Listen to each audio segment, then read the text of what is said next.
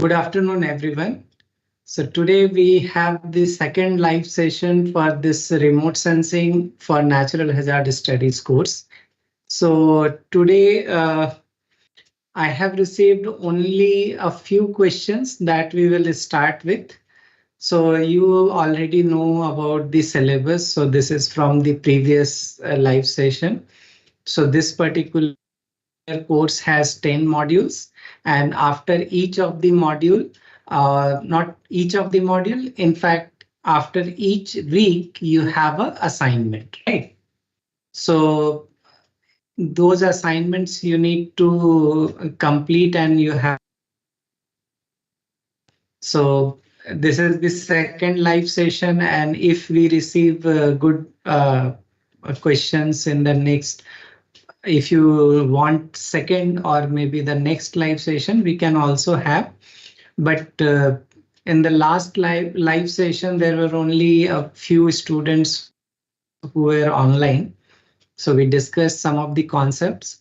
So here you can see now we are in the ninth week where, sorry, this is the ninth week. So we are having this avalanche and glacial lake hazards.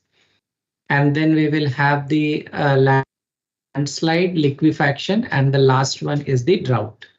So as and you already know that in the beginning I tried to cover the remote sensing component.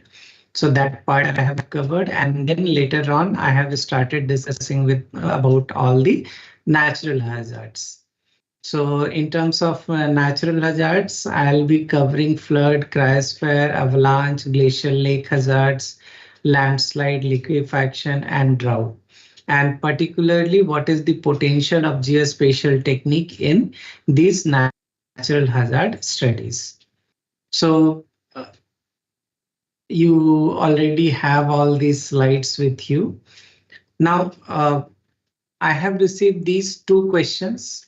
The first question is, I want to do research in remote sensing. Can you guide me?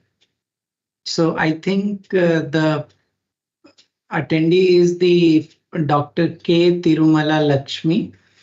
So she is already a faculty. So yes, if you are comfortable with remote sensing, if you have learned the basics of remote sensing, then definitely you can start the application of remote sensing, or you can also work in the uh, algorithm development part. So there is no doubt about it. Now the next is Pranjal. So how can the depth of glacial lake be calculated using a space-bound method, and how accurate it is? I would appreciate a detailed explanation if possible. I am asking this question prior attending week 9 lecture. So see, again, wouldn't be a waste of time if I discuss that here. Already I have covered this in detail in my lectures. So, but still, I'll tell you. In India, we are using the empirical equation that is developed for the Alps, right? And that can be, means you can refer to their equation, you can use them, but there is another possibility, you can develop your own empirical equation, right? So you can go through the lectures, it is explained in detail. So I'm very sure that you will be able to understand the concept.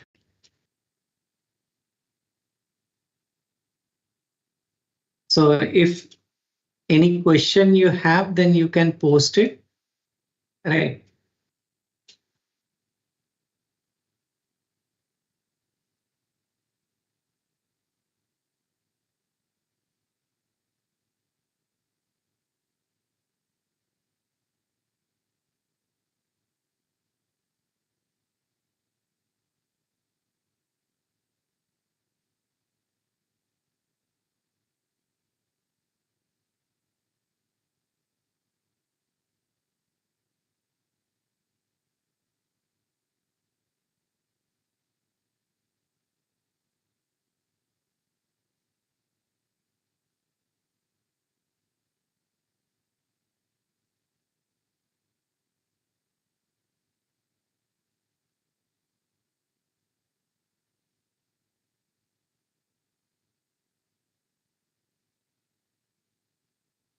So I'll wait for your questions. If you have any, you can pose the question.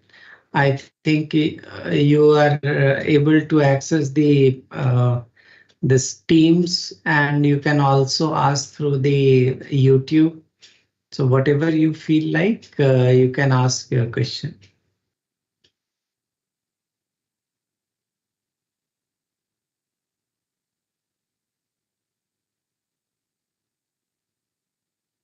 Uh, Resma R is asking, I'm not able to hear you.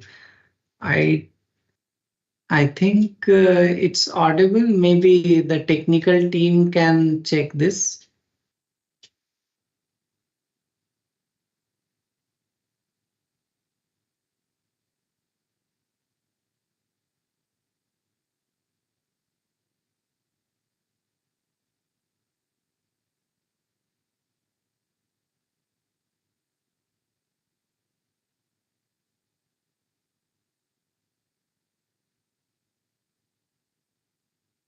If you have any specific question, please ask your doubts.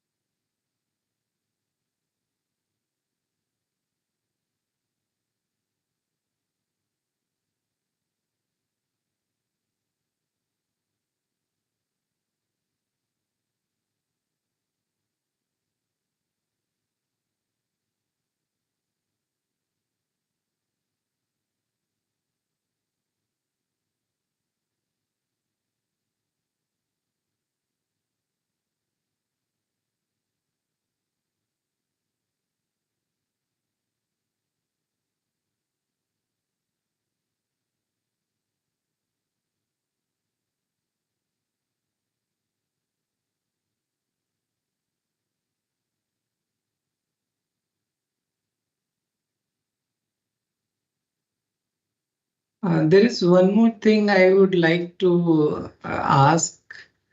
Uh, since both of you have written, you need a separate interactive session.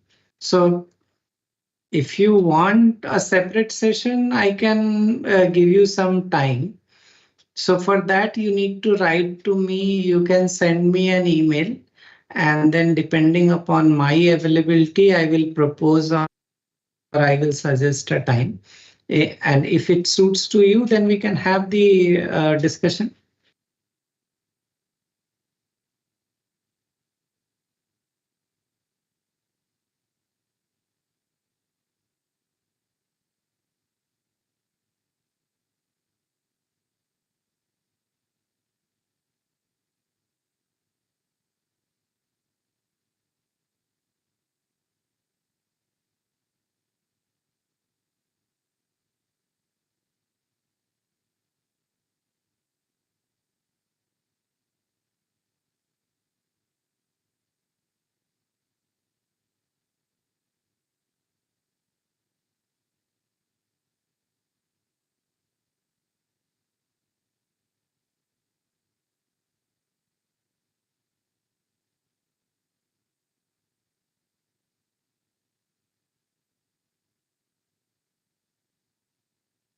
So I'll wait for another 10 minutes. And if I don't get any question from you, then we'll finish this or we'll end this live session.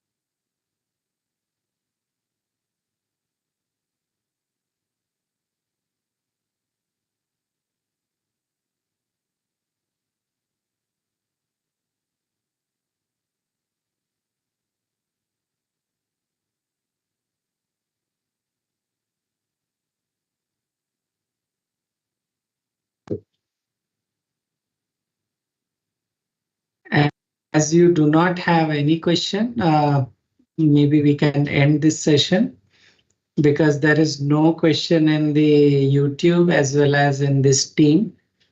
So I'm happy that you are able to understand, and I hope this particular course will help you in future. Thank you. So we can end this session.